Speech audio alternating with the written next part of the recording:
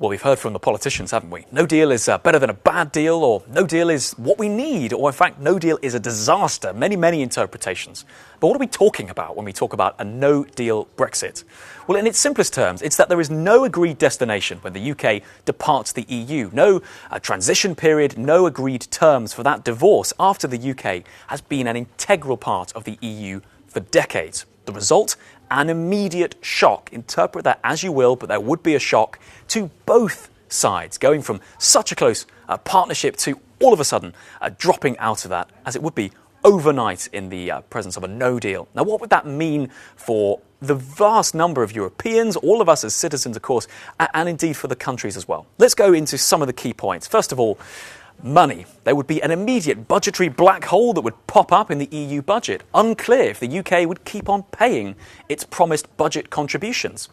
But also for the UK, question marks over the UK budget. The Chancellor saying the economic shock of a no deal would leave the UK having to rethink its spending plans. And of course, this sudden shock, the closest of trading relationships effectively disappearing overnight, that would lead to an economic shock for both sides as well.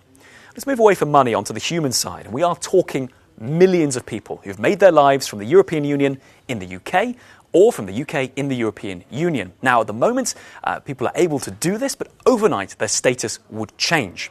If there's an agreement in place that guarantees their rights, things can continue more or less as they have done. But without an agreement, without assurances from governments, all of a sudden the status of these people would come into question. There will be a real focus on the government of individual countries to figure out what they were going to do in the event of this sudden change of status for, in some cases, millions of people living in those countries. And for those people, we've seen a lot of anxiety about what it means for their future. They felt forgotten in the process. It's been a very contentious issue on social media.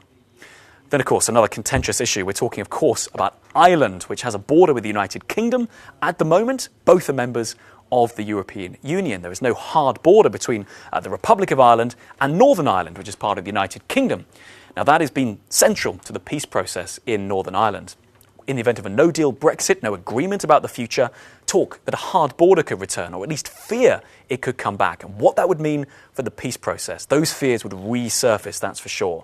But also the Irish government making it clear they have a very close relationship with the UK. In this no-deal plan that they have published, the government of the Republic of Ireland, they say perhaps more than any other EU country, Ireland would take a real hit in the event of a no-deal Brexit. But also, of course, the UK has extensive no-deal plans as well. So there's contingency planning going on, and that involves a lot of this: stockpiling.